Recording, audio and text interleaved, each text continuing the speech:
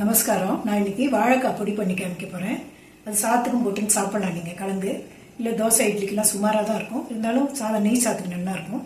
உங்களுக்கு காமிக்கிற சாமான் என்னென்ன இருக்குன்னு வாங்க பார்க்கலாம். ஒரு வாழைக்காய் எடுத்து வச்சுருக்கேன். அதுக்கு தகுந்த மாதிரி சாமான்கள் வச்சுருக்கேன். 4 காஞ்ச மிளகாய், 1/4 கப்பு இருக்கும். அது இந்த கடலைப்பருப்பு, உளுத்தம்பருப்பு 1/4 கப்பு, பெருங்காயம், எண்ணெய், அவ்வளோதான். உப்பு, கருவேப்பிலை 2 வச்சுருக்கேன். மஞ்சப்பொடி வேண்டாம், வேணுங்கிறவா போட்டுக்கணும். முதல்ல வாழைக்காயை வேக வைக்கணும். அதனால் தோலோட கொஞ்சம் எண்ணெய் அது மேலே தொடச்சிட்டு தண்ணியில் வேக வைக்க போகிறோம். முழுசாக வேணாலும் கூட நீங்கள் அப்படியே குக்கரில் கூட ஒரே ஒரு விசில் விட்டு கூட எடுத்துக்கலாம். நான் தனியாக தண்ணியில் வேக வைக்க போகிறேன். வாழைக்காய் தண்ணியில் வெந்துட்டுருக்கு.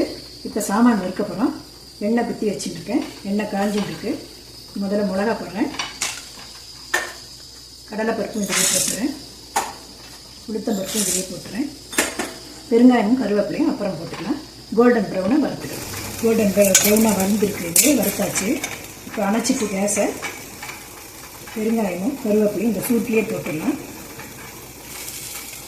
இது கொஞ்சம் ஆறட்டும். வாழைக்காய் வெந்ததுக்கப்புறம் உங்களுக்கு அரைச்சி காமிக்கிறேன்.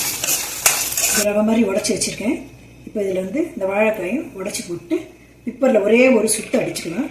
ரொம்ப அப்படி குழஞ்சிடுத்துனா நீங்கள் கொப்பரை மணையில் துருவிட்டு அதில் போட்டு ஒரு பரட்டை பட்டிக்கணும். வாழைக்காய் பொடி ரெடி ஆகிடுது. இது தேங்காய் பொடி மாதிரி உதிர் வராது. கொஞ்சம் வாழைக்காயும் 1-2 அப்படி தான் இருக்கும். நீங்கள் நெய் சாத்தில் போட்டு கலந்து சாப்பிட்டிங்கன்னா ரொம்ப நல்லா இருக்கும். அது தொட்டுக்கலாம். நீங்கள் இதே மாதிரி நீங்களும் பண்ணி பாருங்க. அடுத்த வீடியோவில் பார்க்கலாம். நமஸ்காரம்.